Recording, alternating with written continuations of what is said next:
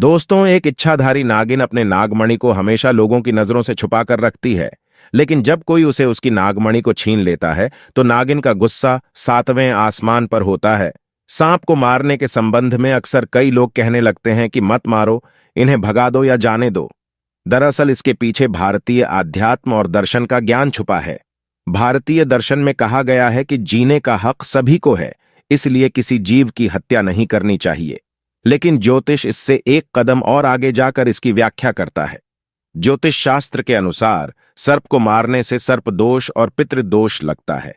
इन दोषों की वजह से जीवन में कई तरह की परेशानियां, कार्यों में बाधा और संतान संबंधी विषयों में कष्ट मिलता है।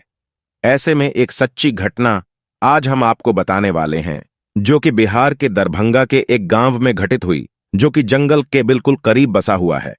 इसी गांव में करम और राजेश नाम के दो व्यक्ति रहते थे। दोनों के बीच काफी अच्छी दोस्ती थी और दिन के समय दोनों ही बकरियों को चराने के लिए जंगल में जाया करते थे। इस जंगल में एक इच्छाधारी नागिन अपने नाग के साथ रहा करती थी और अपनी नागमणि की रखवाली किया करती थी। एक बार राजेश की एक बकरी घने जंगल में चली गई, तो राजेश ने करम से कहा कि तुम आज मेरी बाकी बकरियों को लेकर घर वापस चले जाओ और मैं अपनी इस बकरी को जंगल के अंदर से ढूंढ कर वापस आता हूं, जो शायद जंगल में थोड़ा अंदर चली गई है। उधर नागिन भी अपना भेष बदलकर तथा मनुष्य रूप धारण कर नाग को नागमणि की रक्षा के लिए छोड़ गांव के भ्रमण के लिए निकली हुई थी। जब राजेश अपनी बकरी को ढूंढते हुए उसे जंगल में पहुंचा तो पेड़ के नीचे बने बिल में से उसे तेज रोशनी आई हुई दिखाई दी। उसे लगा कि कोई कीमती हीरा या फिर आभूषण उसके नीचे छुपा हुआ है, तो उसने उसी पेड़ की टहनी को तोड़ा और एक बड़ा सा डंडा बना लिया और उसे बिल को जोर जोर से मारकर तोड़ने लगा। उस बिल को तोड़ते समय राजेश बहुत तेजी से डंडे से वार कर रहा था, जिसमें से दो चोट नाग के बिल के अंदर मौजूद नाग पर लग गई और नाग ने इस समय अपना दम तोड़ दिया। जब राजेश ने मरे हुए नाग को देखा और उसके पास तेज चमकती हुई मणि को देखा तो वह समझ गया कि वह चमकती हुई चीज और कुछ नहीं बल्कि नागमणि है। उसने पहले नाग को डंडे से हिलाकर देखा और यह सुनिश्चित किया कि नाग मर गया है या फिर जिंदा है। फिर उसने जब इस बात को पक्का कर लिया कि नाग मर गया है तो उसने अपनी जेब से रुमाल निकालकर उसके अंदर उसे नागमणि को रख लिया और भागता हुआ तेजी से घर को निकल गया और यह भी भूल गया कि वह जंगल में अपनी बकरी को ढूंढने आया था और वह बकरी अभी भी जंगल में ही रह गई है। इधर जब नागिन वापस अपने बिल की तरफ लौटी तो जैसे ही उसने नागमणि गायब पाई और अपने नाग को मरा हुआ देखा तो वह गुस्से से आग बबूला हो गई। उसने अपनी शक्ति से नाग की आंखों में देख लिया कि उसके नाग का कातिल कौन है। राजेश ने अब एक बहुत बड़ी गलती कर दी थी। उसने नाग के मरे हुए शरीर को वहीं जंगल में छोड़ दिया था। अगर वह नाग के शरीर को उसी समय जला देता तो शायद नागिन को उसके बारे में कभी पता ही नहीं चलता। उधर राजेश बहुत खुश था क्योंकि उसे दुनिया की सबसे शक्तिशाली चीज मिल चुकी थी, यानी नागमणि मिल चुकी थी। राजेश जब घर पहुंचा तो सबसे पहले उसने नागमणि अपने हाथ में पकड़ ली और यह इच्छा जाहिर की कि जो बकरी जंगल में खो गई है वह मुझे वापस मिल जाए। तो दोस्तों, चमत्कार हुआ। अगले ही पल वह बकरी उसके घर के दरवाजे के बाहर खड़ी थी। राजेश यह सब देखकर बहुत खुश हो गया। उसने नागमणि की सहायता से अपने घर को भी बदल दिया और अपने गांव का सबसे अमीर इंसान बन चुका था। और वह भी केवल नागमणि की मदद से अपने नाग की हत्या का बदला लेने के लिए नागिन आग बबूला हो उठी। परंतु वह विवश थी क्योंकि राजेश के पास उसकी नागमणि जो थी और वह तब तक राजेश को नुकसान नहीं पहुंचा सकती थी जब तक उसके पास वह नागमणि मौजूद है। दोस्तों, कहते हैं कि इच्छाधारी नागिन बगैर नागमणि के भी कोई भी रूप धारण कर सकती है।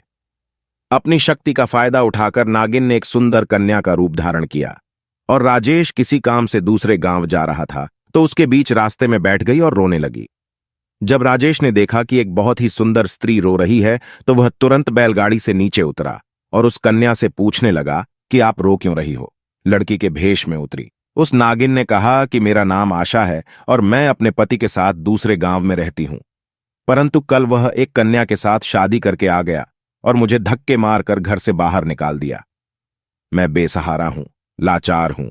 राजेश को उस स्त्री पर तरस आ गया और उसकी सुंदरता से राजेश बहुत ज्यादा मोहित भी हुआ और उसे अपने घर ले गया। धीरे धीरे नागिन और राजेश के बीच में दोस्ती शुरू हो गई और यह दोस्ती इतनी गहरी होती चली गई कि राजेश को पता ही नहीं चला कि कब वह उस स्त्री के प्यार में फंस चुका था। एक दिन राजेश और आशा यानी वह नागिन दोनों घूमने के लिए गए और एक जगह एकांत पाकर आशा ने राजेश से पूछा, तुम्हारे गले में यह चमकती हुई चीज क्या है? तो राजेश ने बोला, अरे कुछ नहीं, एक साधारण सा आभूषण है, मुझे बहुत अच्छा लगता है, इसलिए मैं इसे गले में पहना हूं। दोस्तों, यह वही आभूषण था जिसे आप नागमणि के नाम से जानते हैं।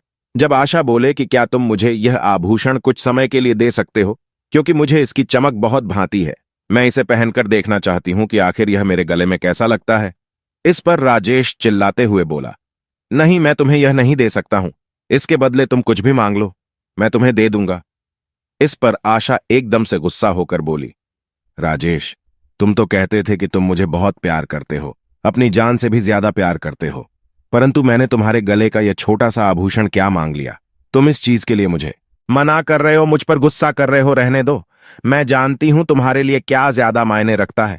दोस्तों, फिर राजेश ने न चाहते हुए भी वह आभूषण आशा को दे दिया और आशा को देते हुए यह बोला कि ठीक है, कुछ समय के लिए तुम इसे पहन सकती हो, परंतु ध्यान से आशा इसे गुमा मत देना। आशा के हाथ में जैसे ही वह नागमणि आई, आशा का रूप एकदम बदलने लगा। केवल एक पल में ही वह एक सुंदर स्त्री से एक भयानक नागिन के रूप में परिवर्तित हो गई। उसका चेहरा बिल्कुल नाग सा हो गया। उसने कई बार राजेश को डसा और डस कर उसे मार दिया। नागिन का बदला पूरा हो चुका था। दोस्तों, उसने अपने नाग का बदला ले लिया था। दोस्तों, तब से यह नागिन इसी गांव में अपने नाग के लिए 500 सालों से आज भी जिंदा है।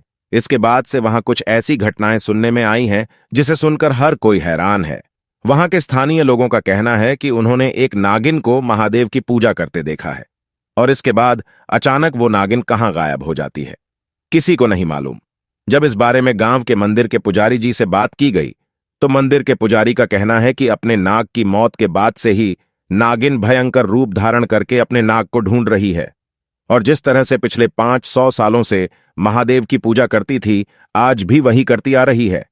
नागिन इस मंदिर में आती है और भगवान शिव से अपनी प्रार्थना कर बिना किसी को नुकसान पहुंच जाए चली जाती है। आज भी लोग कहते हैं कि तकरीबन 500 साल से नागिन इस मंदिर में रह रही है। तो दोस्तों, कभी भी एक नागिन के नाग को मारना नहीं चाहिए और साथ ही नागिन की नागमणि को तो भूल कर भी छूना नहीं चाहिए, अन्यथा वह नागिन 7 जन्मों तक उस व्यक्ति का पीछा नहीं छोड़ती। अगर नाग को मार दिया तो उसे आग में जला देना चाहिए, नहीं तो नागिन नाग की आंखों में मारने वाले की तस्वीर देखकर बदला लेती है। भविष्य पुराण सहित दूसरे पुराण और शास्त्रों में भी बताया गया है कि सांप को नहीं मारना चाहिए, इससे बड़ा दोष लगता है और कई जन्मों तक इसकी सजा भुगतनी पड़ती है। आपको यह घटना कैसी लगी? अगर आपको यह घटना अच्छी लगी तो महादेव के भक्त कमेंट सेक्शन में पूरी श्रद्धा से लिखना ना भूले, हर हर महादेव, ताकि भगवान शिव की कृपा आप पर और आपके परिवार पर सदैव बनी रहे। साथ ही दोस्तों, वीडियो को लाइक और शेयर करना ना भूले।